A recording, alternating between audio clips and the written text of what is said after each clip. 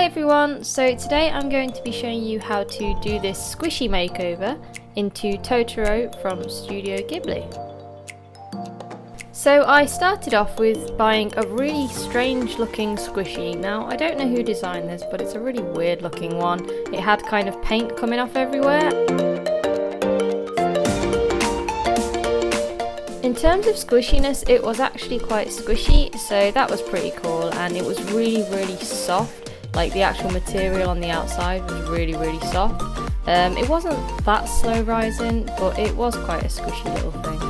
So the first step is to start painting it. Now we don't really need any kind of undercoat for this, so I thought I'd just go straight in and add my paint.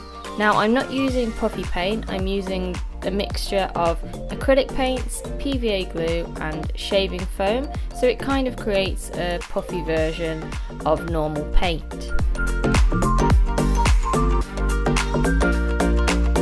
So a quick tip: when you add the shaving foam, it will completely change the colour of your paint mixture. It will make it a lot lighter, so just keep that in mind. So don't go getting the perfect colour before you add the shaving foam, or it will go completely different by the time you finish mixing it.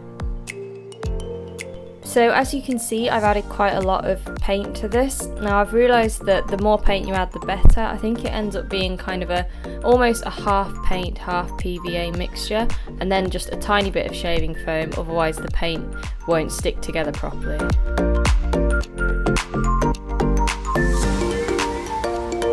And 10 years later, I finally got the colour I needed. So this was the first time I have ever actually done this, and I was quite worried about how the paint would stick. But to be honest, it actually went on really easily, and I thought that it was going to go a lot worse than it did, but I was actually quite pleasantly surprised with how it went on. Now as I start covering it, you'll start to notice some of the bits kind of, I don't know how to explain it, they kind of bubble away, so you'll paint on and then you'll see a little hole through it.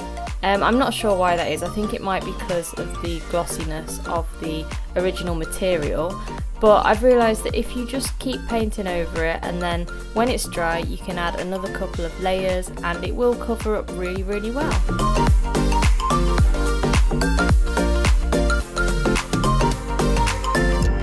So the next step is to draw the details on. Now I decided to use pencil, but unlike making other squishies, so sponge squishies, you can't actually erase anything that you draw. So bear that in mind and kind of take your time and know what you're going to draw before you start.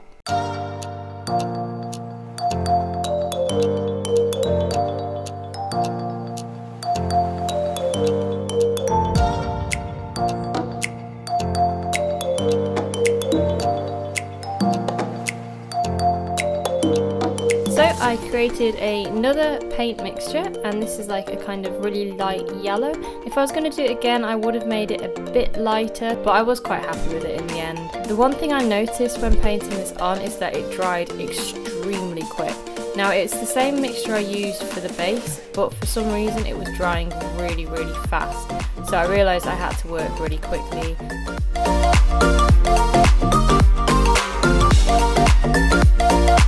This is also when I realised that if you make a mistake, then it's going to be quite difficult to kind of mend the mistake, because you'd have to go back over it in the grey, and I'm not actually sure how that would turn out or if it would go very well.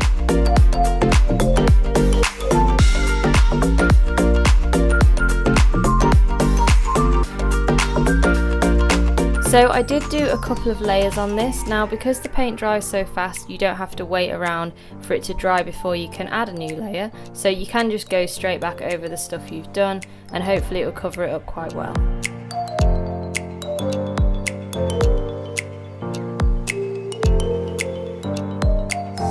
So take your pencil again and draw the eyes on next.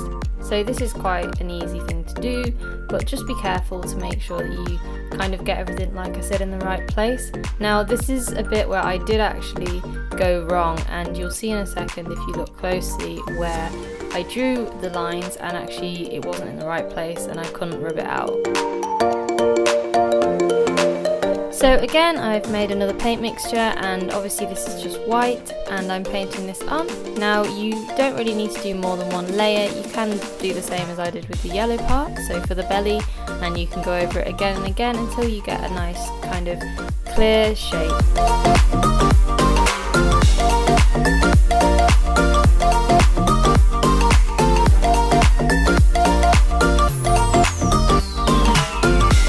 That's done, all you need to do now is add the two little eyes. Now this is again very easy, but just be careful because obviously you're painting on white, so if you do make any mistakes then it might be quite difficult to mend them and you'd have to go over everything again.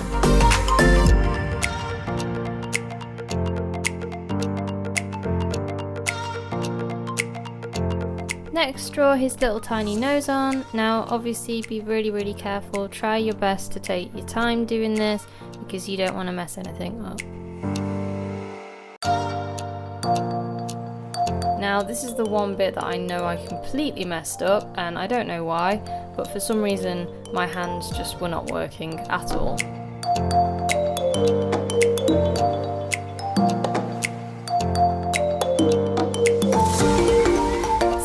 Pretty much finished, and there's one tiny little bit to do, which is his little mouth.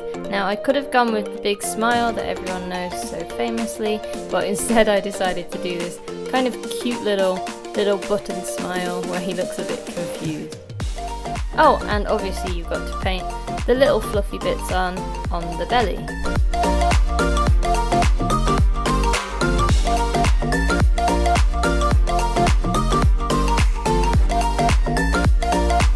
So painting these bits are done using the same paint that you use for the base. So when you've finished off doing the base, it's always a good idea to put some cling film over the top and save the paint just in case you can't get the same colour back when you try and mix them again.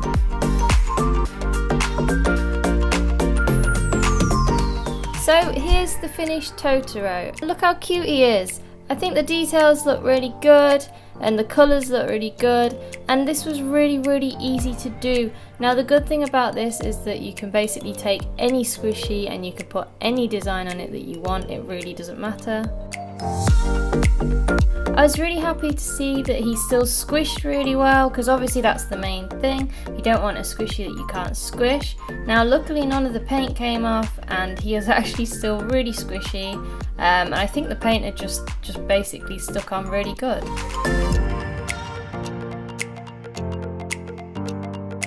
So thank you for watching, and I will see you in the next video.